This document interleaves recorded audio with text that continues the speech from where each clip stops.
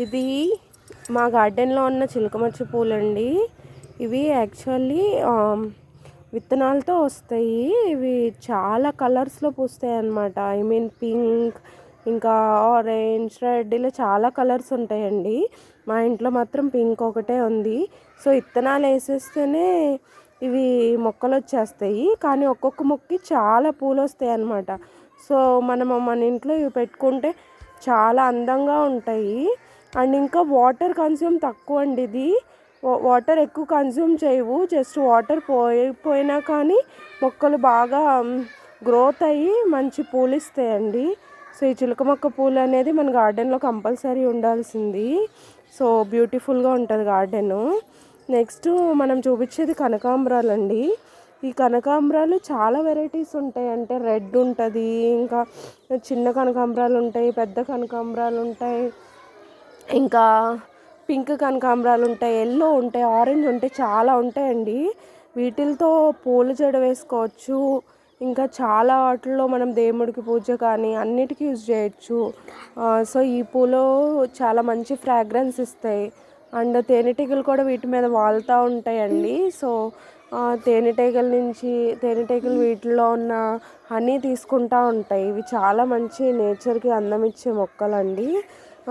So so ఈ కనకాంబరం మొక్కలు జస్ట్ మనం విత్తనాలు వేస్తేనే పెరిగిపోతాయి, లేకపోతే ఒక కొమ్మ విరిచినా పెరిగిపోతాయి.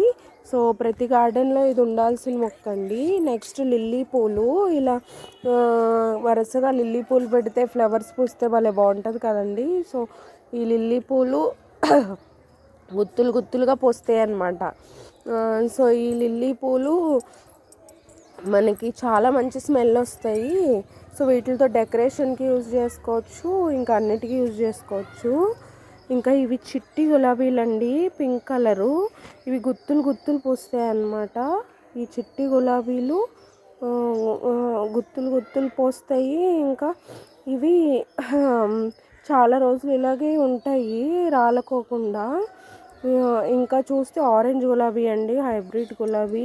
ఇది చిన్నగానే ఉంటుంది మొక్క, పెరగదు, కానీ మంచి ఫ్లవర్స్ అన్నమాట.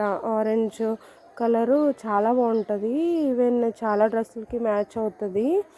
అండ్ ఇంకొక మొక్క చూద్దామంటే మన red is always top colour కదండి. మనము చాలా ఒకేషన్స్కి కూడా యూజ్ చేస్తాం ఈ రెడ్. సో ఈ రెడ్ గులాబీ మన గార్డెన్లో కంపల్సరీ ఉండాలి. సో చాలా బాగుంటుంది మన గార్డెన్ రెడ్ ఉంటే. అండ్ ఆల్సో మనం ఒక వండర్ఫుల్ ఫ్లవర్ చూడబోతున్నామండి. ఇదే అండి పింక్ కలర్ ఫ్లవరు. ఈ పింక్ కలర్ ఫ్లవర్ అనేది రోజుకి ఎవ్రీడే డిఫరెంట్ కలర్స్తో చేంజ్ అవుతూ ఉంటుంది. వాళ్ళు పింక్ ఉంటుంది, రేపు ఆరెంజ్, అలా కలర్స్ చేంజ్ అవుతూ ఉంటుందండి ఈ ఫ్లవరు. సో చాలా బాగుంటుంది అనమాట. మనం ఒకవేళ కోసుకొని వాటర్లో వేసుకున్న రేపటికి వేరే కలర్ అవుతుంది. రేపు పెట్టుకొని మళ్ళీ వాటర్లో వేసుకుంటే ఎల్లుండి వేరే కలర్ పెట్టుకోవచ్చు. ఇలా డిఫరెంట్ కలర్స్ అవుతుందండి. కానీ ఇది చాలా గ్రోత్ అవుతుంది, హైట్ పెరుగుద్ది అనమాట. మనం ఒక కర్ర కట్టేసుకుంటే వంగుకోకుండా ఉంటుంది అనమాట చెట్టు.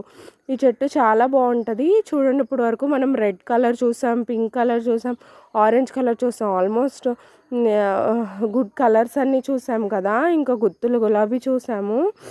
సో కనకాంబరాలు అయితే చాలా ఉన్నాయండి మా ఇంట్లో. సో డిఫరెంట్ కలర్స్ అనమాట. ఇక్కడ చూడండి, రెడ్ కలర్, దీన్ని చిన్ని కనకాంబరాలు అంటారనమాట. ఇవి చాలా బాగుంటాయి మనం కనుక మాల కట్టుకొని పెట్టుకుంటే. సో ఇవన్నీ మా గార్డెన్లో ఉన్న మొక్కలండి. ఇది చూడండి, చామంతి మొక్క. ఇది ఆరెంజ్. సో ఒక్క మొక్కే ఉంది మా ఇంట్లోనూ. ఎంత బాగుందో చూసారా, బ్యూటిఫుల్గా ఉంది. ఇలాంటి మొక్కలు యాక్చువల్లీ పింక్, వైట్, ఎల్లో, ఇంకా చాలా కలర్స్ ఉంటాయండి. బట్ మేమైతే ప్రజెంట్ మాకు ఇదొకటే దొరికింది. సో ఇదొకటే పెంచుతున్నాము. సో మా గార్డెన్ చూడండి, ఓవరాల్గా ఒక్క సైడే ఎన్ని ఫ్లవర్స్, ఎంత బాగుందో చూడండి. సో మీరు కూడా ఇలా గార్డెన్ చేసుకోండి. సో చాలా బ్యూటిఫుల్గా ఉంటుంది.